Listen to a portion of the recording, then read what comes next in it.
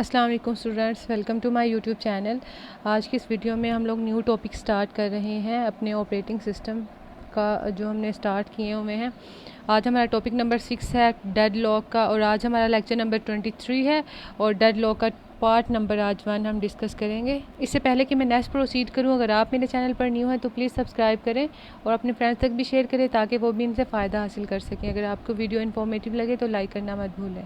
अब आते हैं हम आपकी स्लाइड्स की तरफ। आज जो है ऑपरेटिंग सिस्टम का जो टॉपिक है वो डेड लॉक का है, और उसके जो कंटेंट हैं जो हम डिस्कस करेंगे वो सबसे पहले हम देखेंगे कि डेड लॉक्स क्या होते हैं, उसके बाद डेड लॉक प्रिवेंशन क्या है, डेड लॉक अवॉइडेंस क्या है, डेड लॉक डिटेक्शन क्या है और डेड लॉक रिकवरी क्या है। तो सबसे पहले हम देख लेते हैं कि डेड लॉक क्या है। कहते हैं मल्टी प्रोग्रामिंग इन्वायरमेंट के अंदर मुख्तलिफ प्रोसेसेस जो होते हैं वो रिसोर्सेज के लिए कम्पीट कर रहे होते हैं। कहते हैं बाज़ दफ़ा एक ऐसी सिचुएशन आ जाती है जिसमें एक प्रोसेस जो है वो ऐसे रिसोर्स का वेट कर रहा होता है जो किसी दूसरे प्रोसेस के पास होता है। ऐसी सिचुएशन को हम लोग डेड लॉक कहते हैं। एक सिस्टम के बाद फिनिट सेट ऑफ रिसोर्सेज होते हैं, उसमें मेमोरी होती है, आईओ डिवाइसेस होती हैं, प्रिंटर वगैरह, फिनिट नंबर ऑफ़ रिसोर्सेज होते हैं, और उसी के पास सेट ऑफ डिफरेंट प्रोसेसेस भी होते हैं उन रिसोर्सेज को यूज़ करने के लिए। जब कोई भी प्रोसेस कोई रिक्वेस्ट यूज़ करना चाहता है तो वो उसके लिए रिक्वेस्ट करता है कि वो रिक्वेस्ट करता है उस रिसोर्स को यूज़ करने की।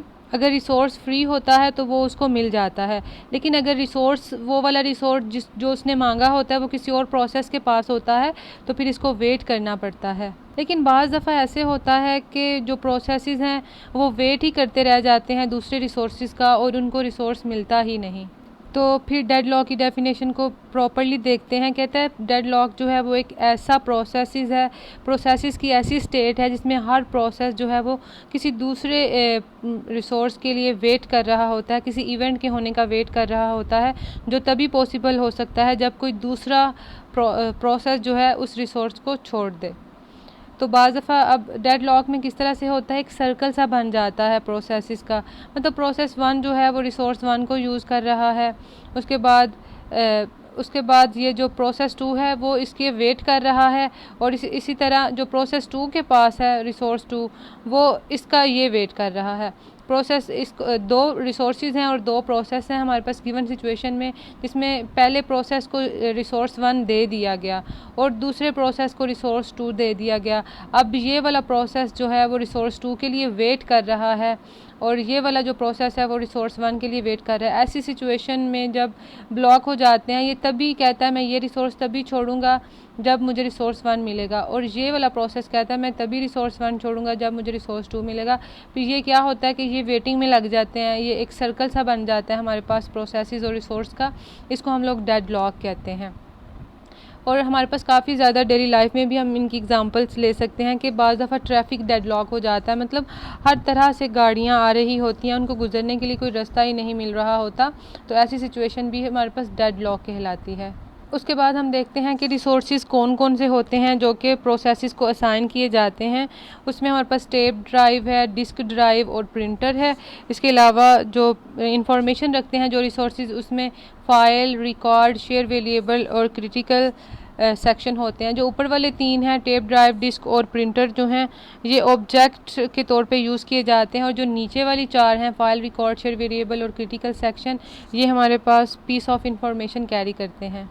ये सारे रिसोर्सेज हैं जो कि प्रोसेसेस यूज़ करते हैं अपने कामों को करने के लिए। उसके बाद हम लोग टाइप्स को भी डिस्कस कर लेते हैं। रिसोर्सेज की टाइप्स को, रिसोर्सेज जो कि 2 तरह की टाइप होती हैं, एक हमारे पास प्रीम्प्टेबल रिसोर्सेज और नॉन प्रीम्प्टेबल रिसोर्सेज। प्रीम्प्टेबल रिसोर्सेज क्या होते हैं कि इसमें प्रोसेस जो अगर कोई एक प्रोसेस एग्जीक्यूट हो रहा है किसी रिसोर्स के साथ, तो हम लोग उसकी एग्जीक्यूशन को रोक सकते हैं, उसकी जगह किसी और प्रोसेस को ला सकते हैं।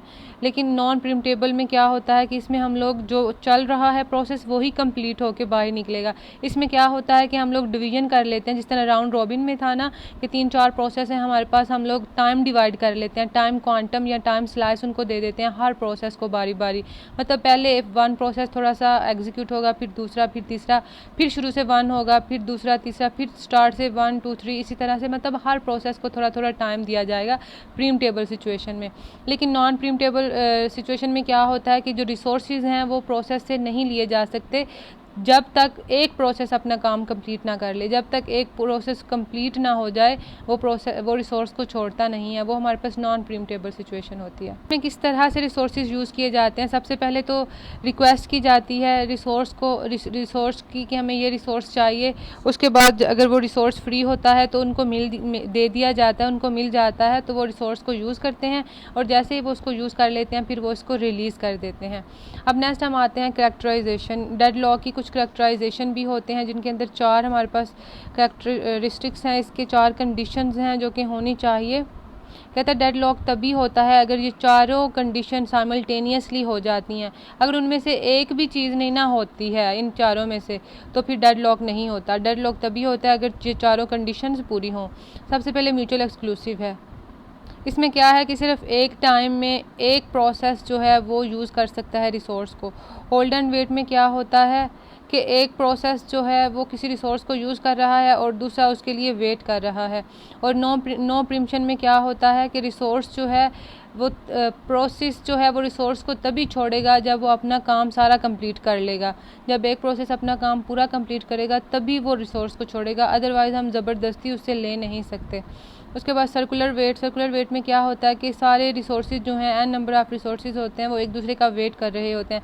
P0 P1 का वेट कर रहा, P1 से रिसोर्स लेने का वेट कर रहा होता है, P1 P2 से, P2 P3 से। इस तरह से एक सर्कल सा बन जाता है, तो हमारे पास डेडलॉक की सिचुएशन क्रिएट होती है। और ये चारों जो हैं वो हम लोगों ने जो लास्ट लेक्चर में प्रोसेस सिंक्रोनाइजेशन था उसके अंदर भी हमने ये डिटेल में देखी थी चीज़ें। वैसे म्यूचुअल एक्सक्लूजन का मतलब होता है कि एट अ टाइम सिर्फ एक ही प्रोसेस एग्जीक्यूट हो सकता है, एक ही प्रोसेस जो है वो रिसोर्स को यूज़ कर सकता है। होल्ड एंड वेट में एक जो है वो पकड़ के रखेगा, दूसरा वेट करेगा जब तक उसकी बारी नहीं आती। नॉन प्रीम्पशन में ज़बरदस्ती हम लोग नहीं ले सकते। और सर्कुलर वेट में सारे सर्कल में जो है वो शेयर करने लग जाते हैं रिसोर्सेज को, सारे एक दूसरे के रिसोर्सेज का वेट कर रहे होते हैं, तो वो एक सर्कल सा बन जाता है सर्कुलर वेट में। बस आज का लेक्चर इतना ही, जिसके अंदर हम लोगों ने डेडलॉक को स्टार्ट किया, उसकी डेफिनेशन देखी, उसकी एग्जांपल्स देखी, उसके अलावा हमने रिसोर्सेज देखे कि कौन कौन से रिसोर्सेज हैं जो कि यूज़ किए जाते हैं।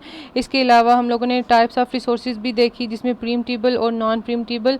जो प्रीम्प्टेबल रिसोर्सेज होते हैं वो जो हैं वो हर प्रोसेस को इक्वली टाइम स्लाइस के साथ दे दिए जाते हैं, जिसके अंदर इसकी एग्जांपल है मेमोरी, बफर, सीपीयू या अरे प्रोसेसर। लेकिन जो नॉन प्रीम्प्टेबल रिसोर्सेज होते हैं ना, वो जब तक एक प्रोसेस अपना काम कंप्लीट नहीं करता तब तक वो किसी और को एलोकेट नहीं किए जाते। इसकी एग्जांपल सबसे बेस्ट जो है वो प्रिंटर की है। जिस तरह के हम लोग प्रिंटर में जब कमांड देते हैं तो जब तक एक दफ़ा जो हमने कमांड दी हुई हैं वो सारे पेजेस नहीं निकल जाते तब तक हम कोई दूसरी कमांड नहीं उनको दे सकते। अगर हम कमांड दे भी दें तो पहले क्या होगा, जो पहले पेजेस निकल रहे हैं पहली कमांड के वही निकलेंगे, बाद में फिर दूसरी कमांड के निकलेंगे। ऐसा नहीं हो सकता कि पहला एक पेज पहली कमांड का निकल रहा है, एक पेज दूसरी कमांड का निकल रहा है, ऐसा नहीं होता है। तो ये नॉन प्रीम्प्टेबल रिसोर्सेज में होते हैं। उसके अलावा हम लोगों ने डेडलॉक की करैक्टरिस्टिक्स देखे हैं कि 4 चीज़ें, कंडीशन 4 होनी चाहिए साइमल्टेनियसली, तभी डेडलॉक होगा। म्यूचुअल एक्सक्लूजन होनी चाहिए, होल्ड वेट होना चाहिए, नॉन प्रीम्पशन या सर्कुलर वेट होना चाहिए। ये चारों कंडीशन हो तभी डेडलॉक हो सकता है। उसे नेक्स्ट हम इंशाल्लाह हम लोग डेडलॉक्स को बचने के मेथड्स को डिस्कस करेंगे। आई होप कि आपको आज का लेक्चर समझ में आया हो। फिर भी कोई क्वेश्चन, कोई कन्फ्यूजन, विदाउट एनी हेजिटेशन आप कमेंट्स में पूछ सकते हैं, पर्सनली मुझे ईमेल कर सकते हैं। ईमेल आपको मेरा डिस्क्रिप्शन में मिल जाएगा। और फिर भी कोई क्वेश्चन हो तो आप मुझे ज़रूर बताएं।